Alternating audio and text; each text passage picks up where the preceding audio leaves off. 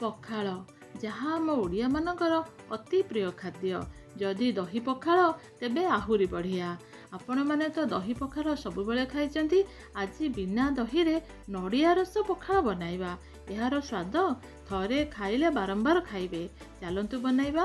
ଦର୍ଶକ ବନ୍ଧୁ, ଆପଣଙ୍କୁ ମୋର ଚ୍ୟାନେଲକୁ ବହୁତ ବହୁତ ସ୍ୱାଗତ। ପ୍ରଥମେ ଭାତ ରାନ୍ଧିବା। ସେଥିପାଇଁ ଗୋଟେ ମାଟି ହାଣ୍ଡିରେ ପାଣି ଫୁଟିବା ପାଇଁ ରଖିଦେଇଥିଲି। ପାଣି ଫୁଟିଗଲାଣି। ସେଥିରେ ଏବେ 2 ଛୋଟ ଗିନା ଅରୁଆ ଚାଉଳକୁ ଭଲକିନା ଧୋଇ ପକାଇବା। ଟିକେ ଲୁଣ ପକାଇବା। ଚଟୁରେ ଭଲକି ଗୋଳାଇକି ଢାଙ୍କିଦେବା। ଭାତ ଫୁଟିଗଲେ ଢାଙ୍କୁଣୀ କାଢ଼ିଦେବା। ମଝିରେ ମଝିରେ ଚଲାଉଥିବା। ଏବେ ଭାତ ହୋଇଗଲାଣି। ଭାତକୁ ବେଶୀ ନରମ କରିବା ନାହିଁ। ଗୋଟିଏ ଥାଳିରେ ଭାତକୁ ଛାଣି ଥଣ୍ଡା ହେବା ପାଇଁ ରଖିଦେବା। ଭାତ ଓ ପେଜ ଥଣ୍ଡା ହେଲା ପରେ ଅଧା ପେଜକୁ ବାହାର କରିଦେବା ଓ ବଳକା ପେଜର ଥଣ୍ଡା ଭାତକୁ ପକାଇ ଗୋଳାଇଦେବା। ଦର୍ଶକ ବନ୍ଧୁ, ଯଦି ମୋର এই ଭିଡ଼ିଓଟି ଆପଣଙ୍କୁ ପସନ୍ଦ ହେଉଥାଏ ତେବେ ଗୋଟେ ଲାଇକ୍ ନିଶ୍ଚୟ କରନ୍ତୁ। ମୋର ଚ୍ୟାନେଲଟିକୁ ସବସ୍କ୍ରାଇବ୍ କରନ୍ତୁ ଏବଂ ବେଲ୍ ଆଇକନ୍ ମଧ୍ୟ ପ୍ରେସ୍ କରିଦିଅନ୍ତୁ।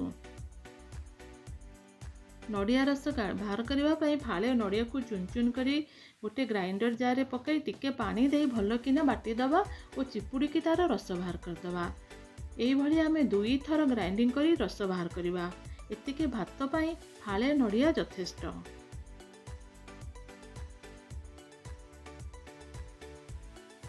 ଏବେ ପେଜ ଗୋଳା ହେଇଥିବା ଭାତରେ 1 ଗ୍ଲାସ ପାଣି ଦେବା ଓ ନଡ଼ିଆ ରସ ବାହାର କରିକି ରଖିଥିବା ନଡ଼ିଆ ରସକୁ ମଧ୍ୟ ପକାଇଦେବା।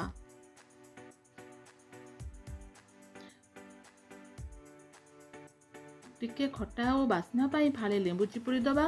କଟା ଧନିଆ ଓ ପୁଦିନା ପତ୍ର ପକାଇବା। କୋରା ଆମ୍ବ କଷି ଅଦା, ସ୍ୱାଦ ଅନୁସାରେ ସାଧା ଲୁଣ ଓ ବିଟ୍ ଲୁଣ ପକାଇବା। ଟିକେ ଭଜା ଲଙ୍କା ଗୁଣ୍ଡ ମଧ୍ୟ ପକାଇବା।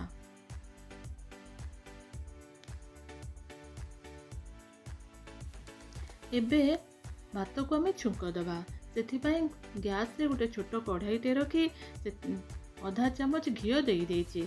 ଆପଣ ଚାହିଁଲେ ତେଲ ମଧ୍ୟ ଦେଇପାରିବେ। ଘିଅ ଗରମ ହୋଇଗଲାଣି। ଏବେ ସେଥିରେ ଅଧା ଚାମଚ ଜିରା, ଗୋଟା ଶୁଖା ଓ କଞ୍ଚା ଲଙ୍କା ପକାଇବା। ଟିକେ ଭାଜି ହେଲା ପରେ ଭୃଷୁଙ୍ଗା ପତ୍ର ଓ ଚିମୁଟେ ହେଙ୍ଗୁ ପକାଇବା। ଏହି ଛୁଙ୍କକୁ ନେଇକି ଭାତରେ ପକାଇକି ଗୋଳାଇଦେବା। ପଖାଳ ଭାତ ଟିକେ ଥଣ୍ଡା ହେଇଥିଲେ ଭଲ ଲାଗେ। ସେଥିପାଇଁ ଏଥିରେ କିଛି ବରଫ ଖଣ୍ଡ ପକାଇଦେବା। ପ୍ରସ୍ତୁତ ହୋଇଗଲା ଆମର ଟେଷ୍ଟି ନଡ଼ିଆ ରସ ପଖାଳ ଭାତ। ଏହାକୁ ଭଜା, ଚକଟା, ସାଲାଡ଼ ଆଉ ଆଚାର, ପାମ୍ପଡ଼ ସାଙ୍ଗରେ ବାଢ଼ିଦେବା। ଏବେ ବନାନ୍ତୁ, ଖାଆନ୍ତୁ। କିଭଳି ଲାଗିଲା ମୋତେ କମେଣ୍ଟ କରନ୍ତୁ। Thank you for watching.